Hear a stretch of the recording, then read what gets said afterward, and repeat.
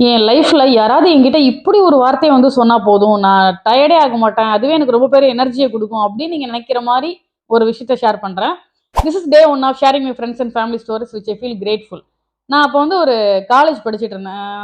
எப்போ காலேஜ் படித்தேன், ரொம்ப வருஷம், ஒரு 2013ல நான் ஃபர்ஸ்ட் இயர் காலேஜ் படித்தேன். அப்போ வந்து ஒரு காம்படிஷன் நடக்குது, ஒரு ஸ்பீச் காம்படிஷன். தப்பி தவறி நான் வந்து ஒரு செகண்ட் ப்ரைஸ் வாங்கிட்டேன். அப்போ வந்து ப்ரைஸ்லாம் எப்படி தருவாங்க, ஒரு ₹1000 இல்ல ₹500 அப்படி தருவாங்க. அத நான் கொண்டு வந்து எங்க ஆத்தா கிட்ட சொல்றேன். நான் இந்த மாரி பிரைஸ் வாங்கிட்டேன் ஆத்தா அப்படின்னு சொல்லிட்டு. நான் என்னமோ ரொம்ப பெருசா சாதிச்ச மாரி ரொம்ப ஜாலியா வந்து சொன்னேன். அவங்களும் நான் என்னமோ ரொம்ப ஏதோ பெருசா சாதிச்ச மாரி ஃபீல் பண்ணிட்டு, "இதெல்லாம் ஒண்ணும் பெருசு இல்லடா. இத விட நீ ரொம்ப பெருசா பண்ணுவ பாரு. இதெல்லாம் என்ன? நீ இன்னும் பெருசா சாதிப்ப பாரு" அப்படின்னு ஒரு வார்த்தைய சொன்னாங்க. அவங்க இப்போ இல்ல. ஸ்டில் ஆனா she is living with me by her words. இன்னும் நான் டவுனா ஃபீல் பண்றப்ப, நான் எத்தன ஃபெயிலியர் ஸ்டில் நான் இப்போ நான் நான் இன்னும் எதுவுமே சாதிக்கல. ஆனாலும் என்ன ஓட வச்சுட்டே இருக்குல்ல. என்ன வந்து டயர்டே ஆக்காம ஓட வச்சுட்டே இருக்கிறது. அடுத்து ஏதாவது பண்ணலாம், அடுத்து ஏதாவது பண்ணலான்னு ஓட வச்சுட்டே இருக்கிறது.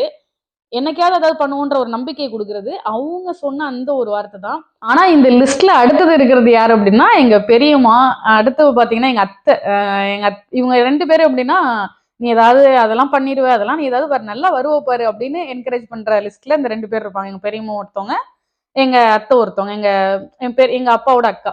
ஸோ எங்க அம்மா எங்க போனாங்கன்னு கேட்டா, எங்க அம்மா வந்து, "நீ கஷ்டப்படாத, நீ ரொம்ப ஸ்ட்ரெஸ்ஸ போட்டு இழுத்துக்காத, டென்ஷன் ஆயிக்காத, கவலைப்படாத." இப்படி இந்த மாரி அவங்களோட வே ஆஃப் லவ் இப்படி இருக்கும். பட் எங்க ஆத்தா, எங்க பெரியம்மா, எங்க அத்தை இவங்க 3 பேரோட வே ஆஃப் லவ் வந்து என்ன என்கரேஜ் பண்ணிட்டே இருக்கிறது. ஸோ என்ன என்ன அதுக்காக பண்ணிட்டே இருக்கணும் அப்படின்னு இல்ல. எப்பயாவது அவங்க சொல்லுவாங்கல்ல, அது வந்து நம்ம மைண்ட்ல ஃபிக்ஸ் ஆயிடும் அப்படியே. ஸோ இவங்க இந்த மாரி ஒரு சிலர் நம்ம உறவு நமக்கு கிடைச்சிருக்காங்க. இப்படி ஒரு உறவு நமக்கு கிடைச்சிருக்கு. இப்படி நம்மள என்கரேஜ் பண்றதுக்கு ஒரு சிலர் நம்ம குடும்பத்துல இருக்காங்க அப்படின்னு நினைக்கும்போது, ஃபீலிங் அ ரொம்ப ரொம்ப feeling so much grateful. So அப்படி யாராவது உங்க லைஃப்ல இருக்காங்க அப்படின்னா, கண்டிப்பா அவங்கள கீழ டாக் பண்ணிட்டு, ஃபீலிங் கிரேட்ஃபுல்னு ஷேர் பண்ணுங்க. அண்ட் தென் அடுத்து ஒரு நல்ல ஸ்டோரியோட வரேன். Tata bye by.